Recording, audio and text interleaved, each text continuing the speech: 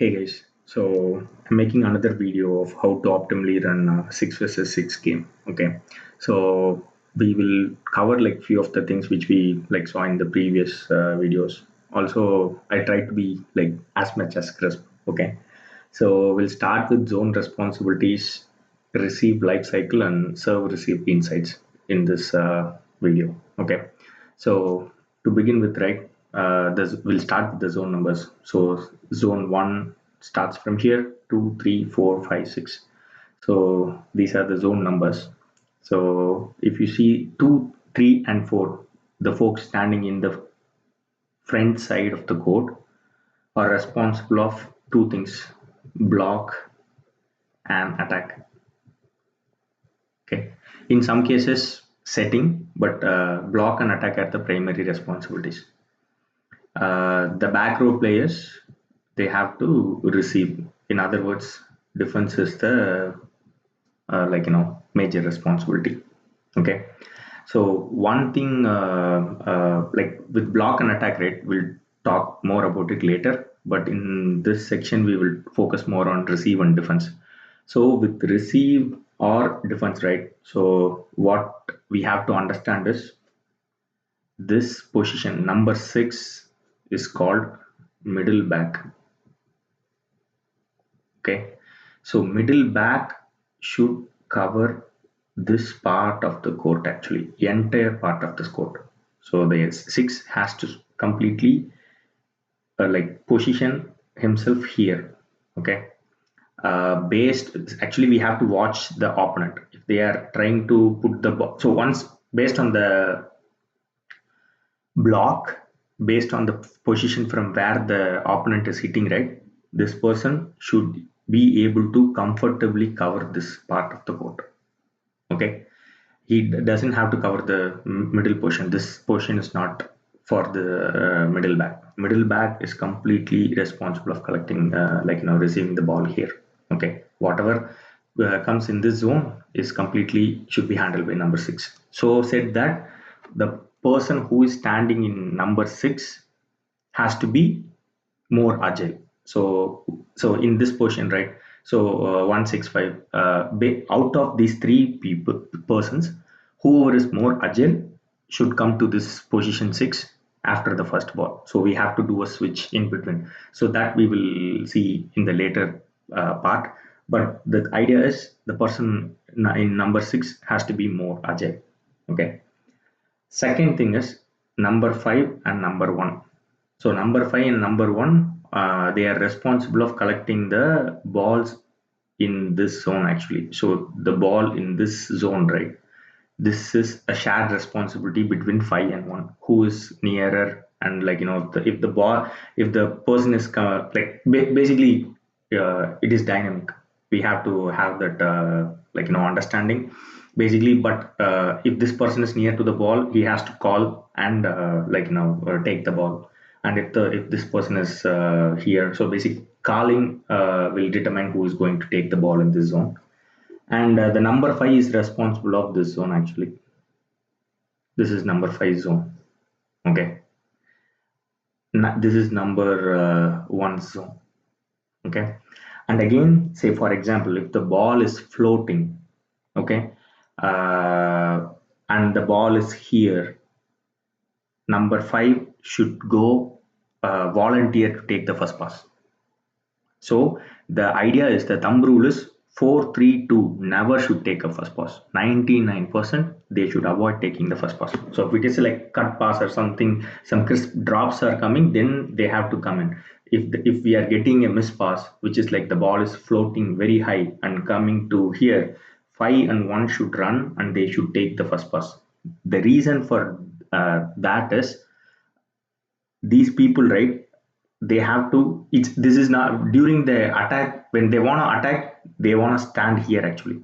4-3-2 will be standing somewhere here.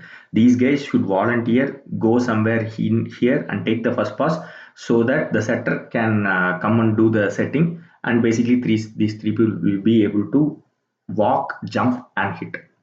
Okay, so basically the responsibility of 5 is not ending here. The responsibility of 5 is all the way down to the beginning of the net.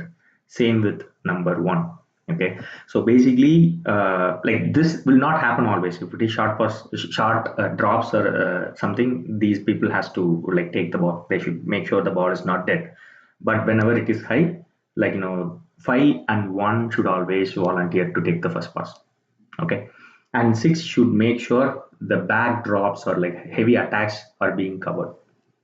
So this is the like basics of the zone responsibilities to begin with. Okay, the next thing is receive life cycle.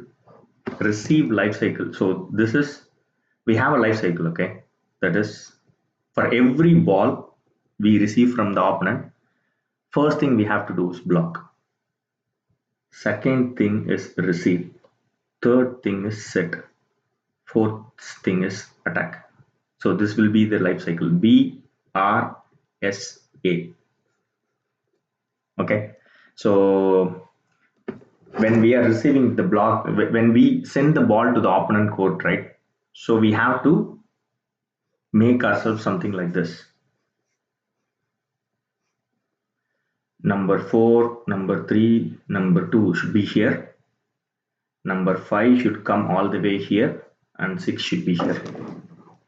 This is the position which we have to stick to once we send the ball to the opponent court. Okay, so like first what we will do is, right, these folks, they will do the first phase, which is block. They will try to block. Okay, if the ball is blocked, that ends the life cycle. If the ball is not blocked, which means the ball comes to the inside the court. So like as I said, 5 on and 6 should like volunteer to take the first pass, which is the receive phase. And once the ball is received, right, setter will be either positioned here or here. Okay, that we will see later. The like I always emphasize to have a high first pass, right? The reason being is, if the setter is here, he can easily set. But if the setter is here, what will happen is the setter will, from here, the setter will come to this position and do the setting. So during the course of receive, right, what will happen is setter will move from this position to this position. Attackers, right, the blockers or attackers, right, what they will, are the front row players, what they do is 4 should scoot back here, 3 should scoot back here, 2 should scoot back here. Setter will be standing somewhere here. And what will happen is they have to position themselves, be ready for the ball and hit. Okay, so the third thing is set, and like the setter goes here, sets the ball, he makes 4, 3 or 2, attack the ball. So this is the life cycle we will be following in for every pass we receive in our side. Once we push the ball, we need to make sure 4, 3, 2 goes close to the net. 5 and 1 like follows, 5 follows 4, 2 follows 1, 6 comes to the middle of the court. So that's the base position we have to stick to, because this is where we are lagging. Okay, we are not able to move to this position after we push the ball to the opponent court. What we will be static. We have to practice the habit of moving to this position. So basically, this is how the push. This is the base position when we push the ball to the opponent. Once we receive it, right, what will happen is this will be something like this. Okay, 5 and 1 will be here. 4, 3, 2. 1 will be setter. Okay, 1 goes here. So this is how. This is an optimal position for a ball to be hit. Okay, setter moves here, 4, 3, 2 come scoot backs. Setter will set the ball, these 3 folks will hit it. Okay, so this is the first like in like during the block and receive, right, the first half of this life cycle, this is our base position. The second half of this life cycle, this is our base position. Okay, so this is what we have to follow while like playing the game. Eventually we'll get there. So like whatever we are discussing, right, this is the pattern we are going to follow for the April tournament. We have a tournament on April last week. So, like, whatever we are discussing here, we will try to follow that for the tournament purpose. Okay. And one more thing is serve receive technique. Okay. So the serve receive technique, right? So one insight, we have to discuss more about this in the later video as well. So one thing I would like to discuss is no one should stand near the net. That is for sure.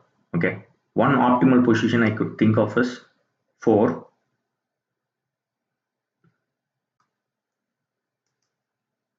uh,